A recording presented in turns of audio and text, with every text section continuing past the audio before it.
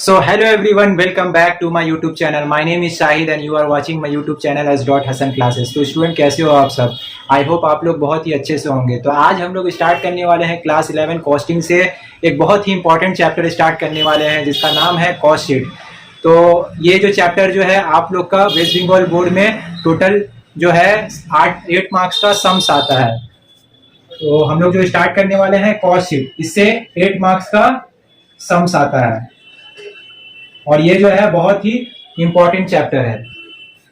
तो cost sheet क्या है, कॉस्ट शीट किसे कहते हैं, कॉस्ट शीट बनाते किस लिए, इन सारे सवालों का जवाब जो है इस छोटे से लेक्चर में मैं आप सभी को बताऊंगा। कॉस्ट शीट क्या है? किसी प्रोडक्ट या सर्विस में होने वाला एक्सपेंसेस का डिटेल दिया गया है। जब उस खर्चे को हम लोग सिस्टमैटिक वे में अरेंज करके दिखाते हैं तो उसे कॉस्ट शीट कहते हैं।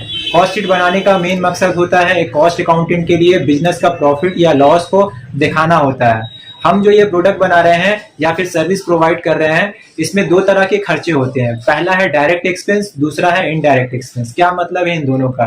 डायरेक्ट एक्सपेंस वो एक्सपेंस होता है जो किसी प्रोडक्ट या सर्विस में सीधा सीधा नजर आता हो। इनडायरेक्ट एक्सपेंस वो एक्सपेंस होता है जो किसी प्रोडक्ट या सर्विस में शो नहीं होता।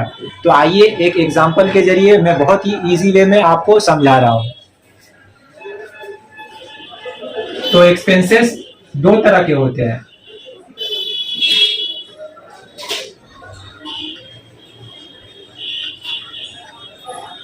पहला है डायरेक्ट एक्सपेंस,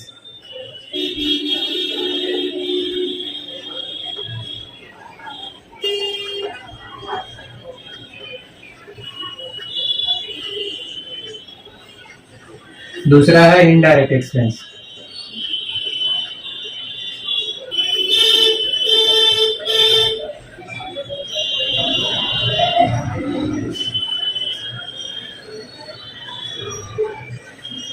तो डायरेक्ट एक्सपेंस वो एक्सपेंस है जो किसी प्रोडक्ट या सर्विस में डायरेक्टली शो होता हो और इनडायरेक्ट एक्सपेंस वो एक्सपेंस है जो किसी प्रोडक्ट या सर्विस में शो नहीं होता। तो इसको हम लोग आसान भाषा में बोल सकते हैं direct expense are those expense which are directly use into the product और सर्विसेज, और indirect expense are those expense which are not directly use into the product और सर्विसेज। तो आइए एक एग्जाम्पल के जरिए मैं समझा रहा हूँ। तो डायरेक्ट एक्सपेंस को 3 पार्ट में बांटा गया है। ये मटेरियल टाइप हो सकता है,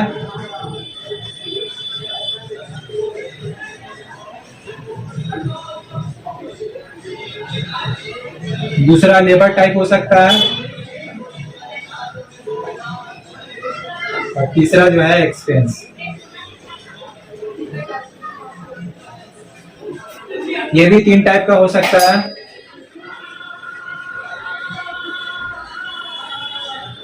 पहला है मटेरियल, ये मटेरियल टाइप हो सकता है।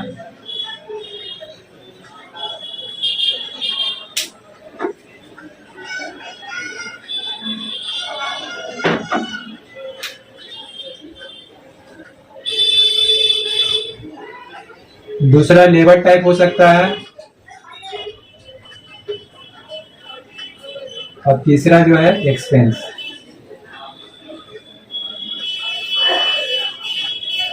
तो देखिए डायरेक्ट एक्सपेंस ये मटेरियल टाइप हो सकता है।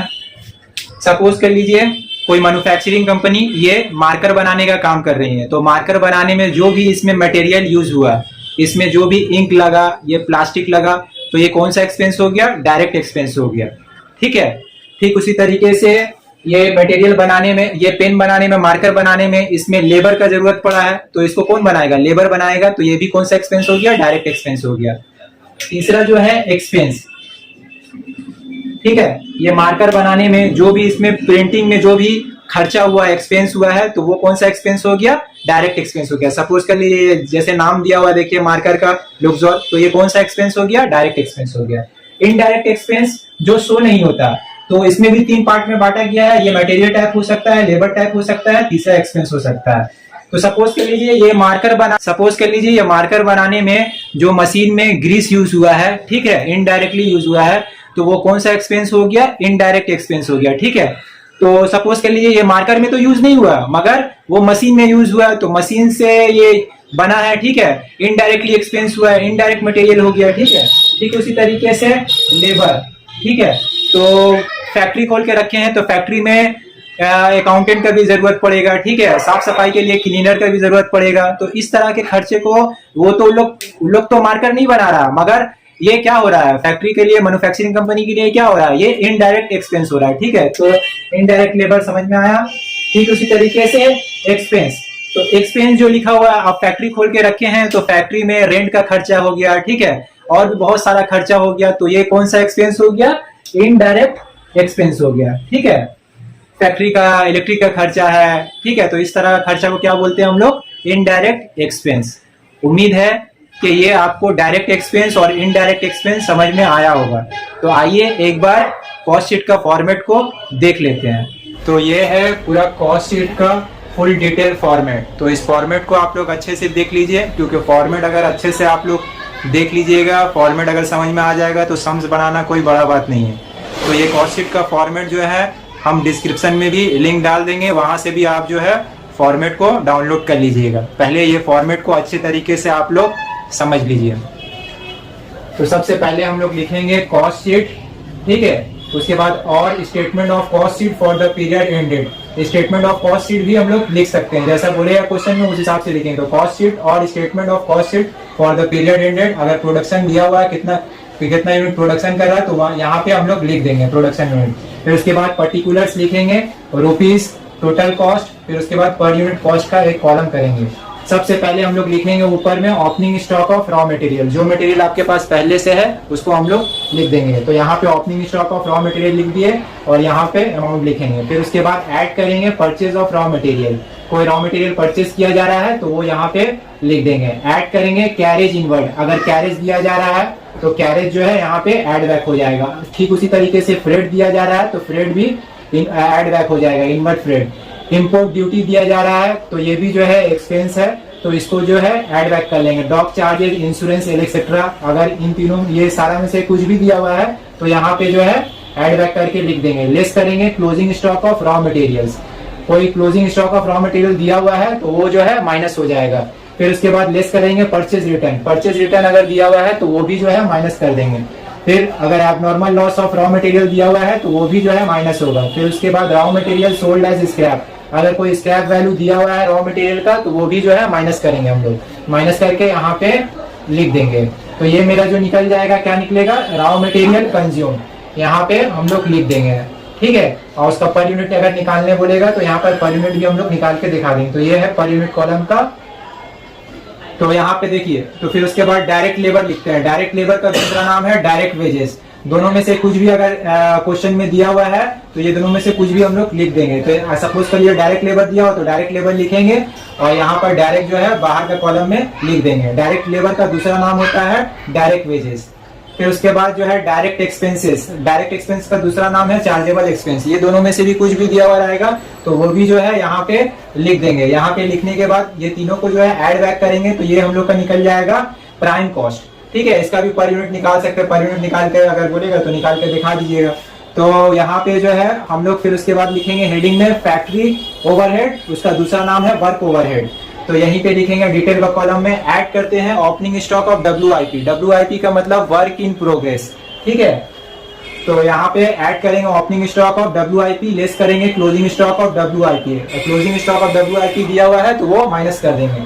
तो देखिए ऐड किए ओपनिंग स्टॉक ऑफ WIP, यहाँ पे लिखे, लेस कर देंगे क्लोजिंग स्टॉक ऑफ WIP।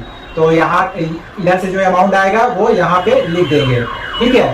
तो इसको इससे टोटल करेंगे तो ये मेरा निकल जाएगा फैक्ट्री कॉस्ट, या फिर उसका दूसरा नाम लिख सकते हैं आप लोग वर्क कॉस्ट। तो इसका भी पर यूनिट हम लोग निकाल सकते हैं।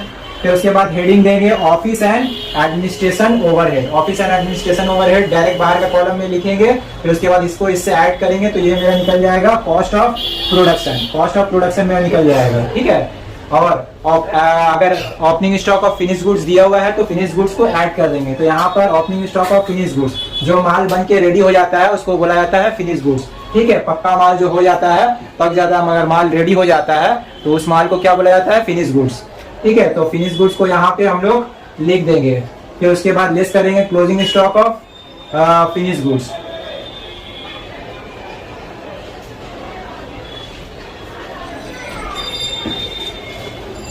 Closing stock of finish goods. तो ये मेरा निकल जाएगा क्या, लेस कर देंगे closing stock of finish goods, ये मेरा निकलेगा cost of goods sold. Cost of goods sold निकल गया, इसका भी पर यूनिट निकालना है तो निकाल लीजिएगा पर यूनिट, यहाँ से हम लोग निकाल लेंगे। ठीक है, फिर उसके बाद लिखेंगे हेडिंग में selling and distribution overhead. Selling and distribution overhead direct यहाँ पे बाहर के कॉलम में लिखेंगे, इसको इससे ऐड करेंगे तो ये मेरा आ जाएगा cost of sales. Cost of sales के बाद अब नीचे में लिखेंगे सेल्स, नीचे में क्या लिखेंगे, सेल्स। तो देखिए सपोज कर लिए एक एग्जांपल के जरिए मैं समझा रहा हूँ, सेल्स दिया हुआ है 1 लाख रुपया, कॉस्ट ऑफ सेल्स मेरा निकला है 90,000, तो ये जो प्रॉफिट निकलेगा ये किस में निकलेगा, बैलेंसिंग फिगर में, तो 10,000 मेरा प्रॉफिट हो गया। ठीक उसी तरीके से अगर कॉस्ट ऑफ सेल्स 1 लाख दिया हुआ है, सेल्स 90,000 दिया हो, तो 10,000 का मेरा क्या हो जाएगा, लॉस निकल जाएगा, है ना। तो ये प्रॉफिट या लॉस जो भी निकलता है हम लोग का बैलेंसिंग फिगर में निकलता है, तो ये हम लोग यहाँ पे लिख देंगे। इसका भी पर यूनिट निकालना रहा तो पर यूनिट निकल जाएगा। उम्मीद है कि आपको ये पूरा कॉस्ट शीट का फुल डिटेल फॉर्मेट समझ में आया होगा। अगर समझ में नहीं आया तो कमेंट सेक्शन में कमेंट जरूर करें, मैं आप सभी को रिप्लाई दूंगा। तो आज की क्लास में इतने ही, नेक्स्ट क्लास से मैं आप सभी को समझ कराऊंगा, वो भी बहुत ही इजी वे में समझाऊंगा। तो आज के लिए इतना ही। तो इस वीडियो को ज़्यादा से ज़्यादा अपने फ्रेंड सर्कल में शेयर करें, और जो ये हमारा वीडियो पहली बार देख रहे हैं तो उन सभी से भी एक रिक्वेस्ट है, हमारे चैनल को सब्सक्राइब करें ताकि आने वाली हर एक वीडियो की नोटिफिकेशन आप तक पहुंच सके। तो आज के लिए इतना ही, थैंक यू सो मच।